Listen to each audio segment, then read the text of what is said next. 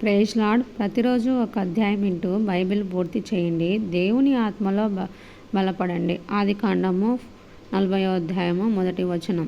అటు పిమ్మట ఐగుప్తు రాజు యొక్క పానదాయకుడును భక్షకారుడును తమ ప్రభు అయిన ఐగుప్తు రాజు ఎడల తప్పు చేసిరి.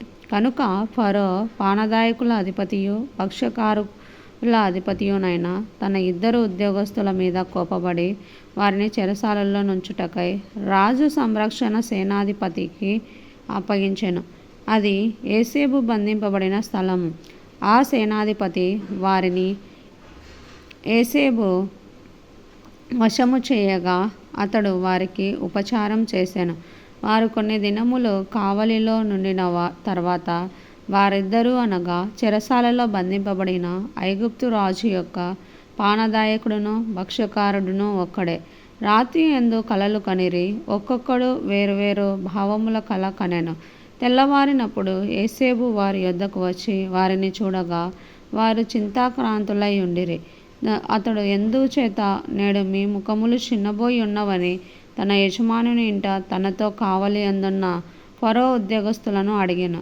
అందుకు వారు, మేము కలలు కంటిమి, వాటి భావము చెప్పగల వారెవరునూ లేరని అతనితో అనగా, యోసేపు వారిని చూచి, భావములు చెప్పుట దేవుని ఆధీనమే కదా, మీరు దయచేసి ఆ కలలు నాకు వివరించి చెప్పుడనెను. అప్పుడు పానదాయకుల అధిపతి యోసేపును చూచి, నా కలలో ఒక ద్రాక్షవల్లి నా ఎదుట ఉండెను. ఆ ద్రాక్షవల్లికి 3 తీగలుండెను. అది చిగురించినట్టు ఉండెను. దాని పువ్వులు వికసించెను. దాని గెలలు పండి ద్రాక్ష ఫలములాయెను. మరియు ఫరో గిన్నె నా చేతిలో ఉండెను. ఆ ద్రాక్ష ఫలములు నేను పట్టుకొని ఫరో గిన్నెలో వాటిని పిండి ఆ గిన్నె ఫరో చేతికిచ్చినని తన కలను అతనితో వివరించి చెప్పెను.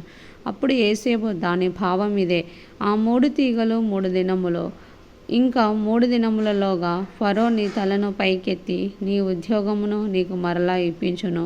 నీవు అతనికి పానదాయకుడవై ఉన్న నాటి మర్యాద చొప్పున ఫరో గిన్నెను అతని చేతికి అప్పగించెదవు. కాబట్టి నీకు క్షేమం కలిగినప్పుడు నన్ను జ్ఞాపకం చేసుకొని నా యందు కరుణించి ఫరోతో నన్ను గూర్చి మాట్లాడి ఈ ఇంటిలో నుండి నన్ను బయటికి రప్పించుము.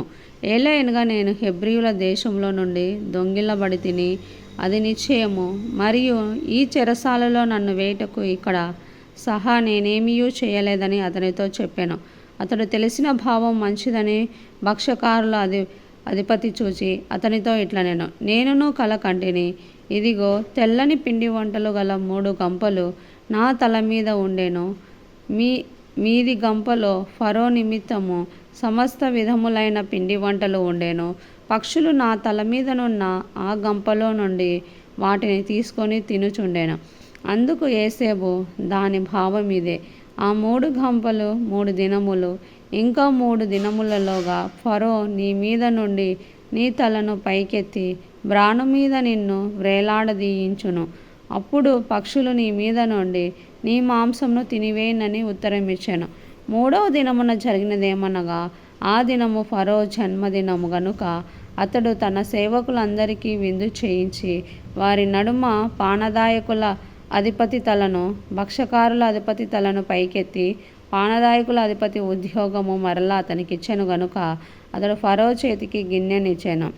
మరియు యోసేపు వారికి తెలిసిన భావం చొప్పున భక్షకారుల అధిపతిని వ్రేలాడదీయించెను. అయితే పానదాయకుల అధిపతి యోసేపును జ్ఞాపకం చేసుకొనక అతని మరిచిపోయెను. దేవుడి వాక్యంను ఆశీర్వదించును గాక. ఆమెన్.